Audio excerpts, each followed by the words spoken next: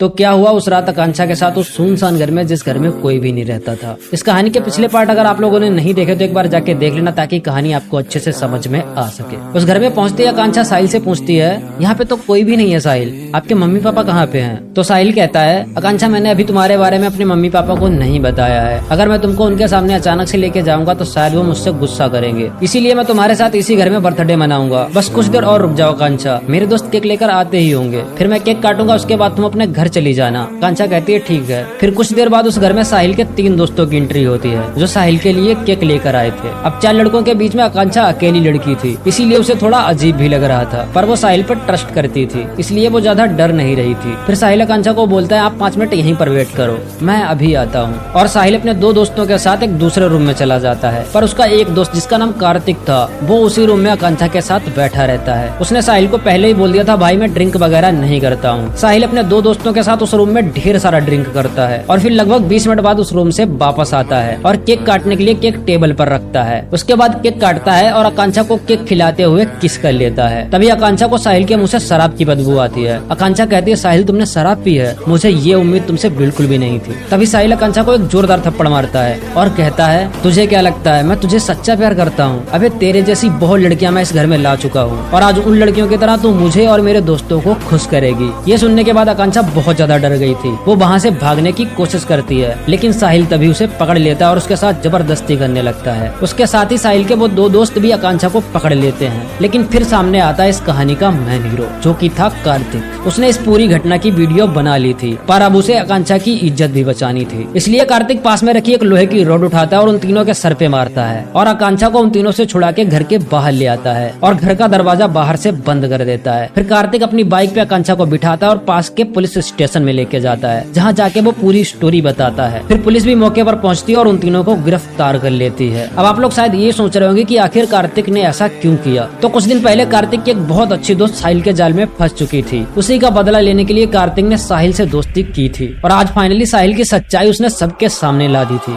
उस दिन आकांक्षा अपने घर आई और अपने फोन से फ्री फायर को हमेशा के लिए डिलीट कर दिया। ये कहानी उन लड़कियों के लिए है जो ऑनलाइन में अपना सच्चा प्यार ढूंढती हैं, तो थोड़ा संभल कर, क्योंकि हर लड़की को बचाने के लिए कार्तिक जैसा इंसान नहीं होता है।